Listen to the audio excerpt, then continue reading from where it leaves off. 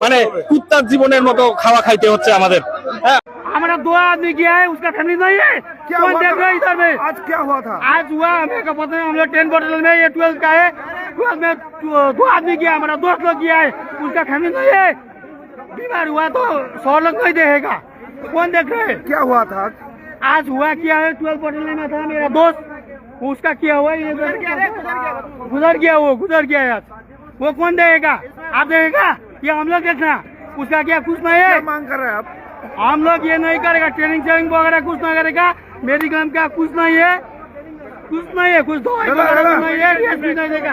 Mediclaim team नहीं है इधर में, हम लोग वो है मेडिकल टीम नहीं है। नहीं है, कुछ नहीं है इधर में, ना 12 ना 10 कुछ नहीं है इधर में। ঘুম থেকে উঠে আমরা যাব পিটির জন্য যাব আমরা। তখন আমরা যাচ্ছিলাম, তখন দেখি হঠাৎ দেখি রুমে চিল্লাচিল্লি হচ্ছে। তো তারপরে সবাই ওখানে যা দেখি যে 10 নম্বর রুমে একটা আমাদের সিভিক ভাই বন্ধু মাথাভাঙা থানার সে পরলোক গমন করেছে। তারপরে আমরা তার জন্য সবাই ছুটে ওখানে আসি।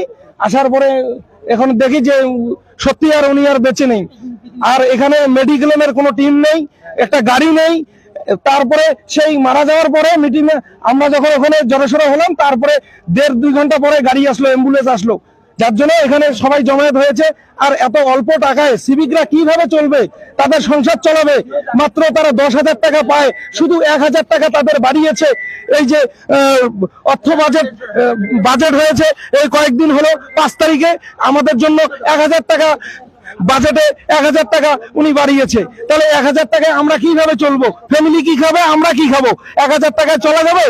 মাত্র এখন 10,000 আগে পেতাম, এখন আমরা 1,000 টাকা পাচ্ছি, পাই নাই। তবে এপ্রিল কবে থেকে দেবে?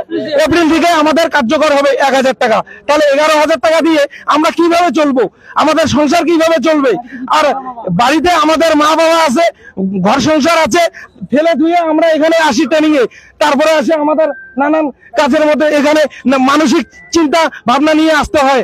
বাড়িতে কিভাবে চলবে, এখানে আমরা কিভাবে চলবো? যার জন্য আজকে এমন পরিস্থিতির টানা বানায় আমরা এখানে এসে পড়ে আছি। মানসিক চাপ, টাকার আজকে ছেলেটা মারা গেল কেন? মানসিক চাপ, টাকার টেনশন। আমার নাম নিরঞ্জন সোম, দিনাটা পিএস। আমরা চাচ্ছি উর্ধ্বতন কর্তৃপক্ষ নর্থ বেঙ্গল আজি সাহেব আসুক, আমাদের সমস্যা জানুক, জানার পরে ওনার ফ্যামিলি আসে, তারপরে নিয়ে যাবে ডেড বডি। এখন তো মারাই গেছেন, এখন আর নিয়ে যে কি হবে? আসতে দেন না ওনার ফ্যামিলিকে। নর্থ বেঙ্গল আজি সাহেব আসুন, আমাদের কথা শুনুন, পরিস্থিতি দেখুন, দেখার পরে নিয়ে যাবে। আমার নাম স্বপন কুমার বাবু, শীতই পিএস। সবাই একটা জীবন্ত লাশ। আমরা এই 13 বছর থেকে আমাদেরকে নিয়ে সিনেমিনি খেলা হচ্ছে সরকারের। সবাই আমরা এবার মারা যাচ্ছে। ট্রেনিং সেন্টারে আমাদের কোনো মেডিকেল টিম নাই, কোনো একটা অ্যাম্বুলেন্স নাই, সুযোগ সুবিধা নাই, ভালো খাবার দেওয়া হচ্ছে না। সবাই মাথার চাপে মারা যাইতেছে, প্রেশার বেড়ে যাইতেছে। হ্যাঁ, আর 810 টাকা করে আমাদের খাওয়ার পাবন দেওয়া হচ্ছে। 2 মাস পরে টাকা পাওয়া যাচ্ছে আমাদের। সবাইকে এবারে মেরে ফেলা হচ্ছে ট্রেনিং সেন্টারে। এক একজনের বয়স 40 বছর করে, 35 বছর করে, 38 বছর করে হয়ে গেছে। এবার মানসিক চাপ মানুষের সবার বাইরে যাইতেছে সিভিকদের। আমার নাম তাপস শিকদার, আমরা কোতোয়ালি থানা, কুচবিহার ডিস্ট্রিক্ট কোতোয়ালি থানা। অ্যাম্বুলেন্স ওখানে শুনুন, আমরা যখন 2টার সময় মারা যেত তখন ফোন করছে, রিসিভ করে নাই। অ্যাম্বুলেন্স 2 ঘন্টা পর আসছে মারা যাওয়ার, 2টার সময় মারা গেছে রাত্রিবেলায়। কোনো ইয়া নাই, আমাদের কেউ বিপি চেক করে না, এভাবে ট্রেনিং পাঠায় দেয়। এখানে এসে সব অর্থনৈতিক দিয়ে পঙ্গু হয়ে গেছে। এর কাছে টাকা নিয়ে আসতে হয়, ওর কাছে টাকা নিয়ে আসতে হয় ধার করে। এখানে এসে সরকারি যে অ্যালটমেন্ট 810 টাকা মানে খাওয়া পারপাসে আমাদের, সেটা হচ্ছে আগে এখানে ক্যাশ দিতে লাগে, আর গভর্নমেন্টের টাকা ঢুকবে সেই 1 মাস 1.5 মাস পরে। হ্যাঁ, আর খাওয়া এখানে নিম্নমানের খাওয়া। হ্যাঁ, সব এক জায়গায় ডাল সবজি ডিমের কি এগুলা দিচ্ছে, সব এক জায়গায় মাইকে, মানে কুত্তার জীবনের মতো খাওয়া খাইতে হচ্ছে আমাদের।